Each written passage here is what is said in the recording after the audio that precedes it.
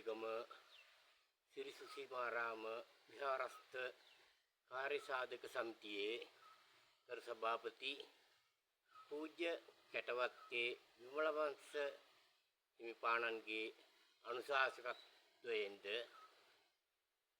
කරුලේකම් R.M.. Jayawardena මහත්මයාගේ කැපවීමෙන්ද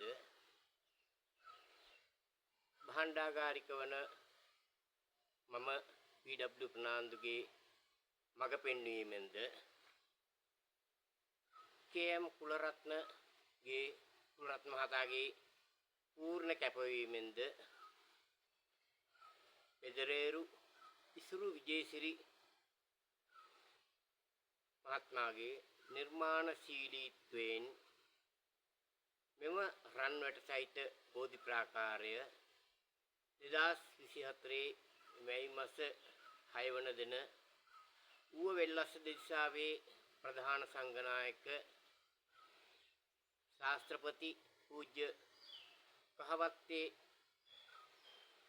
Ananda නායක හිමිපාණන්ගේ සුරතින් මුල්ගල් තබා වැඩ ආරම්භා 2025 පෙබරවාරි මාස 26 වන දින වැඩ අවසන් කර සසුනට පූජා කරන ලදී.